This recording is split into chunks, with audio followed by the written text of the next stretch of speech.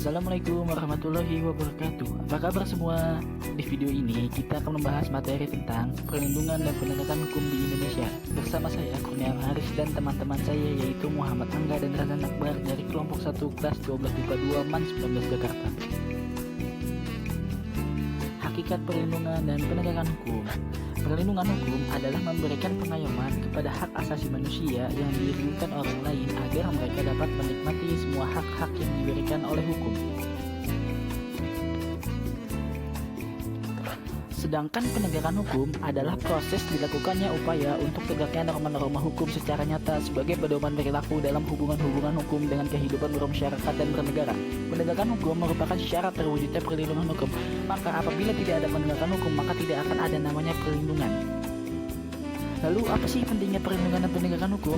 Yaitu adalah untuk menciptakan tatanan masyarakat yang adil, damai yang sejahtera tanpa adanya pelanggaran HAM dan pelanggaran hukum lainnya seperti pembunuhan, penipuan, dan lain sebagainya. Tujuannya adalah untuk tegaknya supremasi hukum, tegaknya keadilan, mewujudkan perdamaian dan faktor penentu lainnya. Dinamika pelanggaran hukum.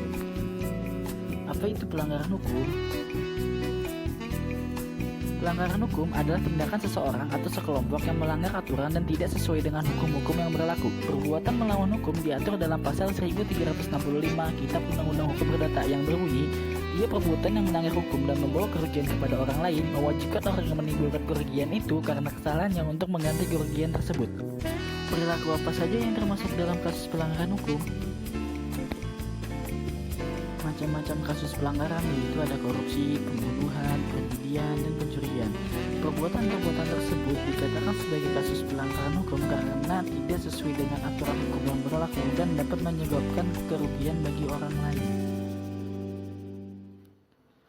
Macam-macam sanksi atas pelanggaran hukum. Yang pertama adalah sanksi hukum pidana, yang kedua adalah sanksi hukum perdata, dan yang ketiga adalah sanksi hukum administratif.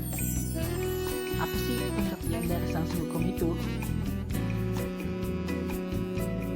Menurut KBBI, Kamus Besar Bahasa Indonesia, sanksi adalah tanggungan atau tindakan, hukuman, dan sebagainya untuk memaksa orang menaati perjanjian atau menaati ketentuan 1022 Undang-Undang atau Anggaran Dasar Perkumpulan dan sebagainya.